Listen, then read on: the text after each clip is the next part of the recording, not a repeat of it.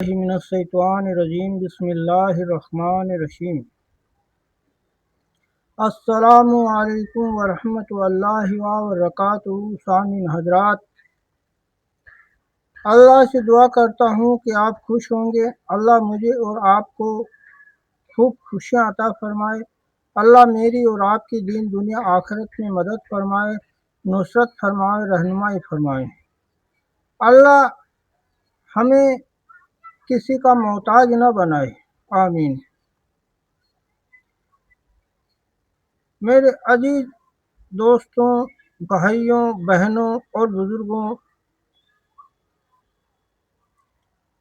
میں نصر الدین خان آج آپ کے اپنے یوٹیوب چینل علاج روحانی بآیات قرآن پر ایک نیا موضوع لے کر حاضر خدمت ہوں۔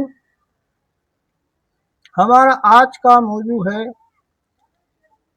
ایک انوکھا فقیر کی ایک انوکھی کہانی۔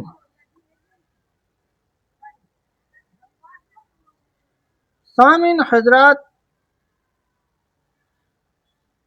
ایک گزرے زمانے کی بات ہے۔ ایک خوشی کا دن تھا۔ سیٹ رئیس اور اس کی بیوی حسینہ بیگم قیمتی کپڑے پہنے اپنے عالی شان مکان کے اندر ایک عالی شان کمرے میں الگ سے بیٹھے کھانے کا انتظار کر رہے تھے۔ اتنے میں ان کا نوکر عبدل آیا اور بڑے ادب سے بولا، کھانا تیار ہے، تشریف لائیے۔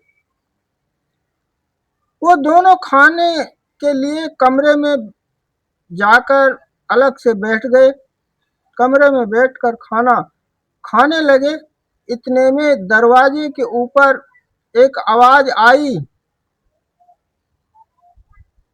سیٹ کئی دنوں سے بھوکا ہوں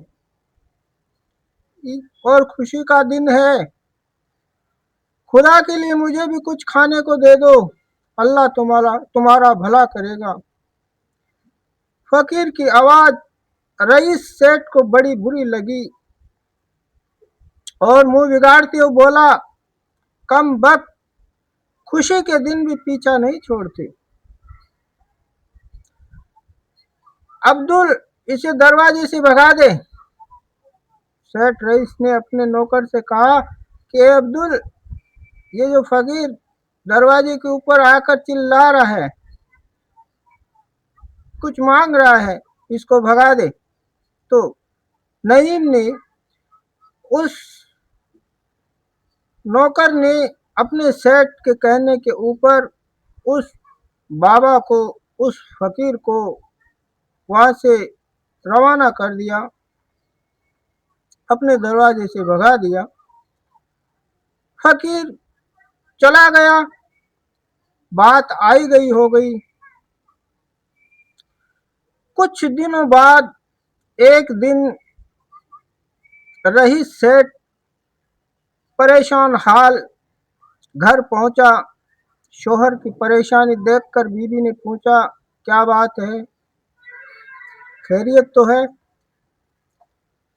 وہ افسوس کرتے ہوئے بولا، کیا بتاؤں، کاروبار بگڑتا جا رہا ہے، اگر یہی حال رہا تو عزت بچانا مشکل ہو جائے گا۔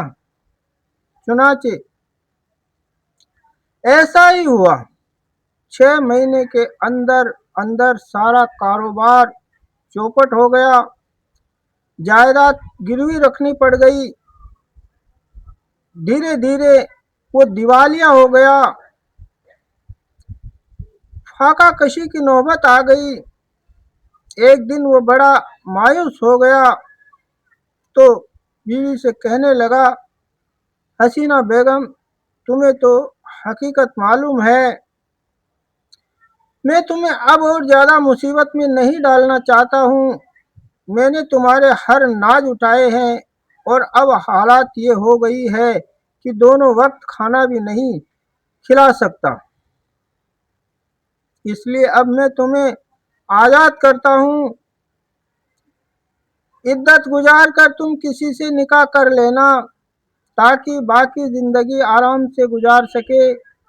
ये कहकर उसने ना चाहते हुए भी अपनी बीवी को तलाक दे दी। हसीना ने दूसरा निकाह कर लिया। 1 साल बीत गया। फिर अगले सेठ जो फकीर रईस सेठ के घर आया था, उस फकीर के घर पे भी खुशी का माहौल था। आज भी हसीना अपने दूसरे शोहर के साथ बैठी खाना खा रही थी कि अचानक बाहर से किसी की आवाज आई, बाबा सेठ, कई दिनों से भूखा हूँ। ईद का दिन है, खुशी का दिन है, खुदा के लिए मुझे भी कुछ खाने को दे दो, खुदा तुम्हारा भला करेगा। उसके शोहर बाबा शाकिर ने कहा, फकीर के लिए खाना भेज दो।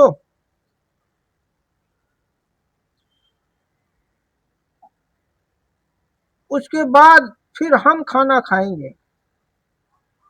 चुनाचा वो खुद खाना लेकर दरवाजे पर पहुंची। जैसे ही बाहर खड़े फकीर को देखा, धड़ाम से गिरकर बेहोश हो गई। फकीर को देखा तो हसीना बेगम धड़ाम से गिरी और बेहोश हो गई। शाकिर भागा भागा आया, बड़ी मेहनत और कोशिशों से उसे होश में लाया। फिर पूछा, ऐसा क्या हो गया है?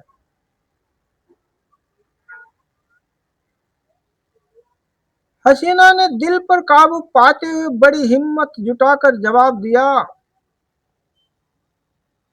मेरे प्यारे शौहर, दरवाजे पर खड़ा फकीर मेरा पहला शौहर सेठ रईस है। वो मेरा पहला शौहर था।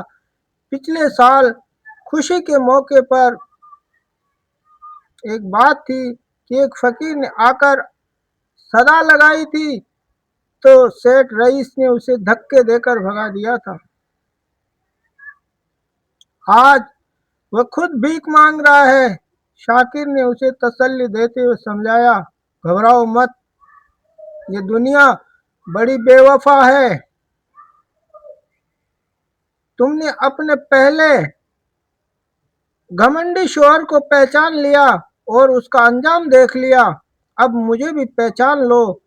मैं वही फकीर हूँ जो पिछले साल सेठ रईस के दरवाजे पर खुशी के मौके पर खाना मांगने के लिए आया था। हसीना ने रब का शुक्र अदा